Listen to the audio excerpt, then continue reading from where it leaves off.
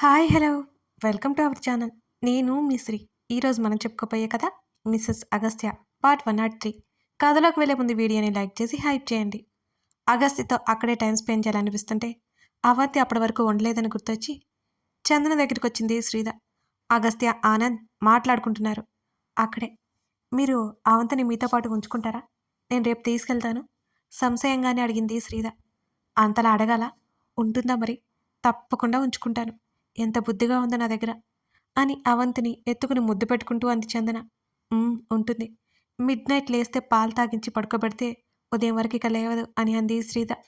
తప్పకుండా ఉంచుకుంటాను నా బంగారాన్ని అంటూ చీర కొంగుతో అవంతి మూతి చుట్టూ ఉన్న ఐస్ క్రీమ్ని తొడవసాగింది చందన. శ్రీదకి అలా చూసి చాలా తృప్తిగా అనిపించింది. డాడీకి అంటూ నసిగింది. తన డాడీ దగ్గర తను చెప్పలేక కాదు, ఆవిడ ఎలా చెప్తుందో అనే ఆలోచనతో అలా మాట్లాడింది శ్రీద. మీ డాడీకి నేను చెప్తానులే, హాయిగా ఎంజాయ్ చేసిరా అంటూ ఆనంద్ దగ్గరికి వెళ్ళి ఆయన చెవిలో ఏదో చెబుతున్నా చందన్ని చూసి ముసిముసిగా నవ్వుకుంది శ్రీద. తను చెప్పలేక కాదు కానీ ఆమె తన కోసం అలా చెబుతుంటే శ్రీదకి బాగా నచ్చింది. తండ్రి ఇచ్చిన బ్రాస్లెట్ చేతికి పెట్టుకుని చూపించింది. వాళ్ళు వెళ్ళిపోయాక అవిని ఎందుకు పంపించావు అని అడిగాడు అగస్త్య. ఇద్దరూ కాసేపు అక్కడే కూర్చున్నారు. అతని చేతిని చుట్టేసి భుజం మీద తలవాల్చింది. ఇంటికి వెళ్ళిపోదామా అని అడిగింది. ఏం? నవ్వుతూ అడిగాడు. ప్లీజ్, ఇక్కడ నాకు ఫ్రీగా లేదు. నిన్ను హత్తుకోవాలని, ముద్దు పెట్టుకోవాలని ఉంది. ఏం చేయమంటావు చెప్పు? ఆమె అడుగుతుంటే ఆమె చుట్టూ చేయేసి దగ్గరికి తీసుకున్నాడు అగస్త్య. ఇంకా ఏం చేయాలనిపిస్తుంది ఏంటి? పర్లేదు, ఇక్కడికి ఎవరూ రారు అని నవ్వు ఆపుకుంటూ అన్నాడు అతను. నా వల్ల కాదు ఇక్కడ అంటుంటే టక్కున ఆమె పెదవుల మీద ముద్దు పెట్టుకుని దూరం జరిగాడు. ఆమె కళ్ళు వెడల్పు చేసి చుట్టూ చూసింది. భుజాలు కదిలించాడు. చిరుకోపంగా చూస్తూ అతని భుజం మీద కొట్టింది. అతన్ని బలవంతంగా లాక్కొచ్చి కారులో ఇంటికి బయలుదేరదీసింది. అతని భుజం మీద తలవాల్చి కళ్ళు మూసుకుంది. ఇంటి ముందు కారు ఆగడం ఆలస్యం.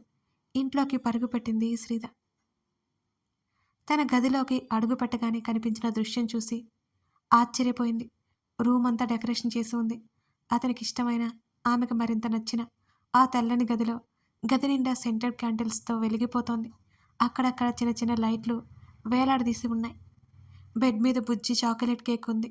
అది చూడగానే తమ జీవితం మొదలుపెట్టిన తొలినాళ్ళు గుర్తుకొచ్చాయి శ్రీదకి.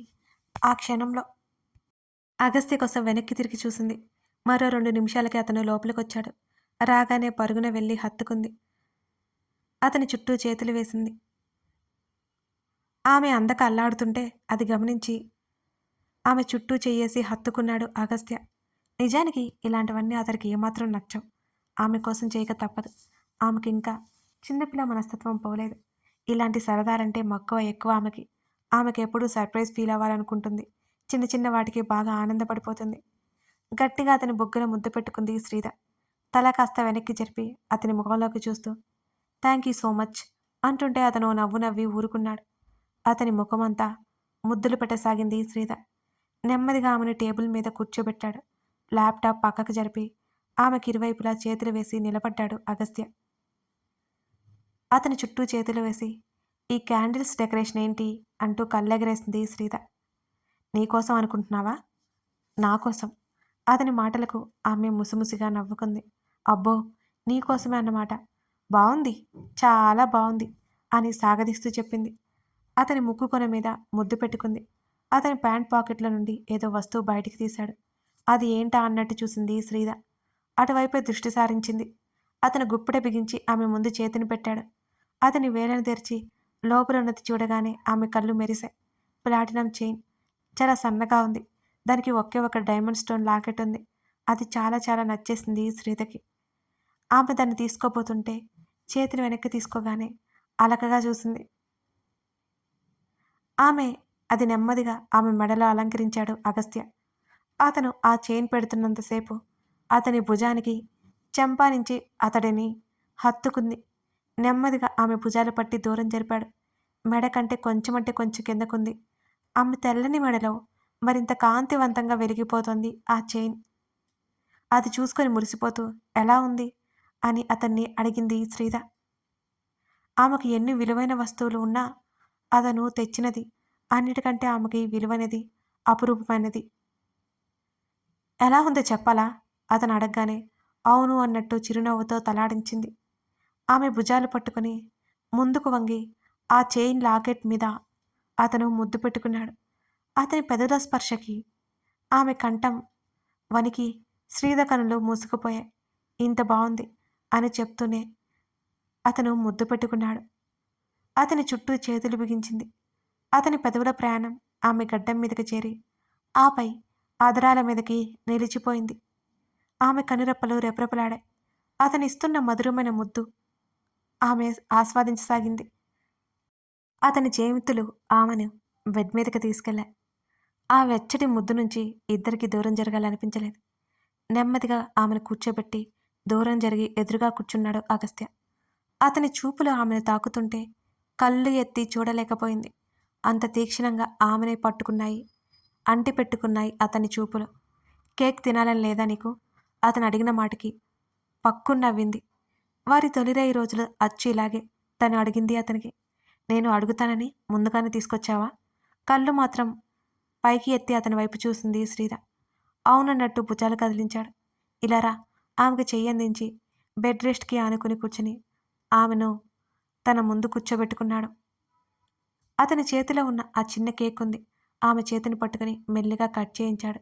ఆ పీస్ ఆమెకు పెట్టి ఆమె ముఖాన్ని తన వైపుకు తిప్పుకున్నాడు. అలాగే పెదవుల మధ్య దాని నుంచి తల ఓరగా తిప్పి అతని కళ్ళల్లోకి చూసింది శ్రీధ. ఆమె కళ్ళ నుంచి చూపి ఏమాత్రం తిప్పుకోకుండా ఆమె పెదవుల మధ్య ఉన్న కేక్ అతని పెదవులతో అందుకున్నాడు. ఆ కేక్ ఎలాగో కరిగిపోయింది. ఇద్దరి పెదవులు మరోసారి జత అయిపోయాయి. ఆమె ముఖాన్ని మరింతగా అపురూపంగా పట్టుకొని వదల్లేదు అతను. ఊపిరి భారమవుతుంటే అతని భుజాలను నెట్టి పట్టుకుంది శ్రీధ. ఆమెను కౌగిలిలోకి తీసుకున్నాడు. అతని చొక్కా అతని నుంచి వేరైంది. కేక్ పక్కన పెట్టి ఆమె వైపు చూడగా దిండులో ముఖం దాచుకుని కనిపించింది శ్రీధ. నెమ్మదిగా ఆమె వలవలు పక్కకు దాటిపోయాయి. అతన్ని గాఢంగా కౌగిలించుకుంది. ఆమె శరీరం అతని ఆధీనంలోకి వెళ్ళిపోయింది. అతను వేసిన చైన్తో పాటు హృదయం దాటి ఉన్న మంగళసూత్రం ఆమె మీద హక్కుని, ప్రేమను చూపిస్తున్నాయి. సెనోరిటా అని మృదువుగా పిలుస్తూ ఆమె పెదవులలో, మధువులలో మకరందాన్ని దోచుకుంటూ ప్రేమగా బంధించేశాడు. పూర్తిగా అతని మాయలో పడిపోయింది శ్రీధ. అతని స్పర్శ అలవాటే, కానీ ప్రతిసారి అది కొత్త అనుభూతి. ఏసీ గాలి కూడా వారి శరీరం మీద ఉన్న చిరుచెమటని మాయం చేయలేకపోయింది.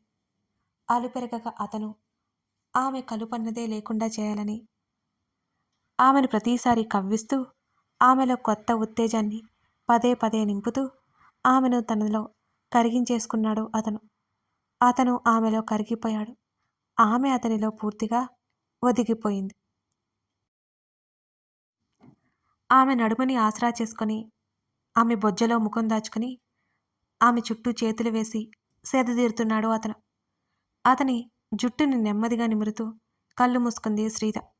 ఆ గదిలో కొవ్వొత్తులు వారి శరీరాల్లో వేడిలాగా నెమ్మదిగా కరిగిపోసాగాయి. వాటి సువాసనలతో పాటు వారిరువురి మనసులని ప్రశాంతంగా మార్చేశాయి. అతను పైకి చేరి ఆమెను తన కౌగిలిలో దాచుకున్నాడు. ఆమె భుజానికి అంటుకున్న జుట్టును తీసేసి ఆమె నుదురు మీద ముద్దు పెట్టుకున్నాడు. Thank you for your wonderful gift. కళ్ళు ఎత్తి అతని ముఖంలోకి చూస్తూ అతని గడ్డం మీద ముద్దు పెట్టుకుంది శ్రీధ. నేను చెప్పాలి అంటూ ఆమె కళ్ళల్లోకి చూసి నవ్వేశాడు. నువ్వే నాకు గిఫ్ట్లు ఇచ్చావు, నేను కాదు అని సిగ్గుతో చెప్పింది శ్రీధ. నిన్నే నాకు ఇచ్చేశావు. అంతకంటే అద్భుతమైన బహుమతి నాకే ఉంటుంది. అతని మాటలకు ఆమె చెంపలు కెంపులే అయిపోయాయి. ఆమెను వీపు నెమ్మదిగా తడుముతుంటే అవి ఏం చేస్తుందో ఒకసారి కాల్ చేసి కనుక్కో అన్నాడు. ఇప్పుడు డాడీతో ఉంటుంది, పడుకుని ఉంటారేమో అని అంది శ్రీధ. మిస్డ్ కాల్ ఇచ్చి చూడు, పడుకుంటే ఏం లేదు, అవి ఏడవకుండా ఉందా లేదా అని చూడాలి కదా అని చెప్తూనే మొబైల్ ఆమెకిచ్చాడు అగస్త్య. ఒక మిస్డ్ కాల్ ఇచ్చి టక్కున కాల్ కట్ చేసింది. మరో నిమిషానికి ఆనంద్ నుంచి కాల్ వచ్చింది శ్రీధకి. బేబీ, అవి పడుకుందా డాడీ? ఇక్కడికి వచ్చిన గంట వరకు ఆడింది. అతను మాట్లాడుతుండగానే చందన మొబైల్ తీసుకుంది. పడుకుంది శ్రీధ. నువ్వు టెన్షన్ పడకు అని చందన చెప్పింది. మమ్మల్ని ఏమైనా అడిగిందా? "ఉమ్, ఎందుకు అడగలేదు" అని నవ్వి,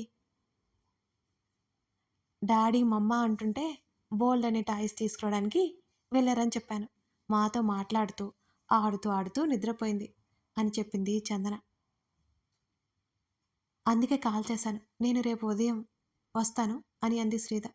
పర్లేదులే, బ్యాంక్కి వెళ్ళేటప్పుడు నేను తీసుకొచ్చి వదిలిపెడతాను అని చందన చెప్పింది. అప్పటి వరకు మేల్కొని రేపు ఉదయం బ్యాంక్కి వెళ్తారా? ఆశ్చర్యంగా నోరు వెడబెట్టింది శ్రీధ. చందన నవ్వి, నాకు అలవాటే, 6 గంటల నిద్ర సరిపోతుంది. నువ్వు రెస్ట్ తీసుకో హాయిగా, ఉంటాను. చందన కాల్ కట్ చేసింది. అగస్త్యతో విషయం చెప్పి మొబైల్ ఇచ్చింది. నీ కూతురు హాయిగా పడుకుందట, నువ్వు కూడా పడుకో అతనికి చెప్పి నవ్వింది శ్రీధ. నాకేంటో నిద్ర రావడం లేదే, ఇంకా ఇంకా ఏదో కావాలి. దీర్ఘాలు తీస్తున్న అతని మాటలకు అతని ఛాతీ మీద కొట్టింది. బుద్ధిగా బజ్జో అంటూ దుప్పటి లాక్కుని ముడుచుకుని పడుకుంది శ్రీధ. మరుక్షణం అతని కౌగిలిలో పిట్టపిల్లలా చిక్కుకుపోయింది. అతను గిలిగింతలు పెడుతుంటే నవ్వులు ఆ గది అంతా పాగాయి. ఆమె నవ్వును చూస్తుంటే అంతకంటే ప్రశాంతమైనది ఏమీ లేదనిపిస్తోంది అతనికి. ఎప్పుడు గంభీరంగా ఉండే అతని జీవితంలో ఇన్ని నవ్వులు నిండుకున్నాయంటే కారణం ఆమె. ఆమె అంటే అంత ప్రాణవతనికి ఆమె లేని క్షణం అతను ఊహించుకోలేడు. గంభీరమైన సాగరం లాంటి అతని జీవితంలో అల్లరి చేసే అల ఆమె. ఆ అల ఎప్పటికీ ఆ సాగరానిది. ఆ సాగరం ఎప్పటికీ ఆ అల సొంతమే. లేకపోతే ఆ అల్లరి అల ఊరుకోదు, అలుగుతుంది. కోప్పడి దూరం వెళ్ళిపోయి ఉండలేక మళ్ళీ వెనక్కి వచ్చేస్తుంది. అచ్చు ఆమె కూడా అంతే. అతని మీద అలిగి కోప్పడిన అతనికి క్షణమైన దూరంగా ఉండలేదు. మరోసారి అతన్ని నిందించలేదు. కొన్ని గంటల ముందు అవంతిని తీసుకుని ఇంటికి బయలుదేరారు చందన ఆనంద్ ఇద్దరు. బట్టలు మార్చి తడి క్లాత్ పెట్టి ఒళ్ళంతా తుడిచి పాపలో ఉన్న చిరాకుని తుడిచి పారేసింది చందన. ఎన్నో మాటలు చెబుతూ పాపతో కలిపి సర్వం మర్చిపోయినట్టుంది ఆమె. పాపను తీసుకొచ్చి బెడ్ మీద ఆనంద్ ఒడిలో పెట్టింది. మరో చీర తీసుకుని మార్చుకోవడానికి వెళ్ళిపోతున్న చందన్ని చూస్తున్నాడు అతను. తాత, చాకి అని ముద్దు ముద్దుగా గడ్డం పట్టి అడుగుతున్న అవంతి మాటలకి నవ్వుతూ చూశాడు ఆనంద్. చందన అక్కడి నుంచి వెళ్ళిపోయింది. ఇప్పుడు చాక్లెట్స్ ఇంట్లో లేవు బేబీ, నా బంగారు తల్లి కదా, రేపు మనం బయటకు వెళ్ళి తెచ్చుకుందాం, సరేనా అని అన్నాడు ఆనంద్. లేదు అన్నట్టు అడ్డంగా తల ఊపి ఏడుపు మొహం పెట్టింది అవంతి. ఇప్పుడు చాక్లెట్ ఇస్తే జలుబు చేస్తుంది అని అతను ఇవ్వలేదు. చాక్లెట్ లేదు కానీ ఇంకేదైనా కావాలా అని అడిగాడు ఆనంద్. వద్దన్నట్టు మళ్ళీ ఏడుపు రాగం మొదలుపెట్టింది అవంతి. చందన ముఖం తుడుచుకుంటూ బయటకు వచ్చి వాళ్ళని చూసింది. ఏమైంది అని అడుగుతూనే టవల్ పక్కన పెట్టి బొట్టు సరి చేసుకుని పాప దగ్గరికి వచ్చింది. చాక్లెట్ కావాలంట బంగారానికి అని భుజాలు కదిలించాడు ఆనంద్. దా మనం చాక్లెట్ ఉందేమో చూద్దాం. చేతులు చాపగానే చందన మీదకి దూకింది అవంతి. ఇక తప్పక చాక్లెట్ ఇవ్వడానికి సిద్ధపడ్డాడు ఆనంద్ కూడా. పాపను తీసుకువెళ్ళి ఫ్రిడ్జ్ అంతా వెతికి, అవి ఇంట్లో చాక్లెట్ లేదు మరి ఇంకేం కావాలి, ఫ్రూట్ తింటావా అని చందన అడగ్గా మూతి ముడిచి వద్దని తలాడించింది అవంతి. మరి అవి తల్లి ఏం తింటుంది అని అడిగింది. పాపని డైనింగ్ టేబుల్ మీద కూర్చోబెట్టి ఫ్రూట్స్ కట్ చేసి రంగురంగులుగా చేసి టెడ్డీబేర్ ఆకారంలో వాటిని అమర్చింది. ఇది తింటావా అంటూ దగ్గరికి తీసుకురాగానే ఆ కలర్ఫుల్గా ఉన్న ఆ ఐటెం చూడాలనిపించింది బుజ్జిదానికి. చాక్లెట్ విషయం మర్చిపోయి అది తీసుకుంది. చిన్న చిన్న ఫ్రూట్ ముక్కలు నోట్లో వేసుకుని తీయగా అనిపించగానే తినసాగింది అవంతి. చందన ఊపిరి పీల్చుకుంది. అప్పటికే అక్కడికి వచ్చి ఆమె చేసేదంతా చూస్తున్నాడు ఆనంద్.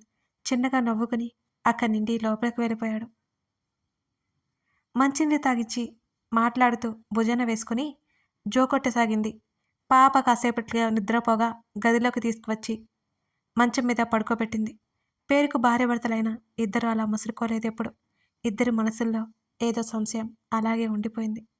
పుస్తకం తీసి పాపను ఒక చేత్తో తడుతూ మరొక చేత్తో పుస్తకం పట్టుకునేది. చదువుకుంటున్న ఆమెను చూసి అవంతికి మరోవైపు పడుకుని కళ్ళు మూసుకున్నాడు ఆనంద్. అతనికి ఎంతకీ నిద్ర పట్టలేదు. కళ్ళు తెరిచి చూశాడు. చందన ఇంకా పుస్తకం చదువుకుంటోంది. ఆమెతో మాట్లాడాలనిపిస్తోంది. ఒంటరి రాత్రులు మాత్రమే గడిపిన అతనికి ఆమెతో ఎన్నో మాట్లాడాలనిపిస్తోంది విచిత్రంగా. అతనికి అర్థం కానిది ఒకటి ఉంది. స్త్రీ వియోగం తర్వాత ఇప్పుడు మళ్ళీ స్త్రీ పక్కన ఉండడం వల్ల అతనిలో కలిగిన మార్పా ఇది? లేకపోతే ఆమె మీద కలిగిన స్వచ్ఛమైన ఇష్టమా? భార్య అనే భావమా? ఆ ప్రశ్నలకు సమాధానం దొరకలేదు ఆనంద్‌కి. లేచి కూర్చున్నాడు. చుట్టూ గమనించలేనంతగా చదవడంలో లీనమైపోయింది చందన. ఆమెకి ఒంటరితనంలో అవే కదా ఆసరా.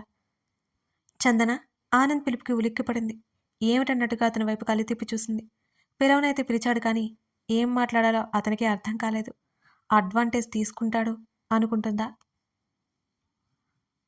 కథ కొనసాగుతోంది. కథ నచ్చితే లైక్ చేసి కామెంట్ చేయడం మర్చిపోకండి. ఇప్పుడు ఆనంద్ ఏం మాట్లాడబోతాడు? వాళ్ళిద్దరి స్టోరీ మీకు నచ్చిందా? ఈ స్టోరీలో అందరూ ప్యూర్ క్యారెక్టర్స్ ఉంటారండి. నెగెటివ్ క్యారెక్టర్స్ ఉన్నా సరే కొన్ని క్యారెక్టర్స్‌లో ఒకలాంటి ప్యూరిటీ ఉంటుంది కదా! మీకది కూడా మెల్లిగా అర్థమవుతుంది. ఇలాంటి కథలు చదివే లేకపోతే వినే మీ స్నేహితులకి, మీ ఫ్యామిలీ మెంబర్స్‌కి తప్పకుండా షేర్ చేయండి. అలాగే లైక్ చేసి వీడియోల్ని హైప్ చేస్తూ ఉండండి. మర్చిపోకండి ఫ్రెండ్స్. Thank you.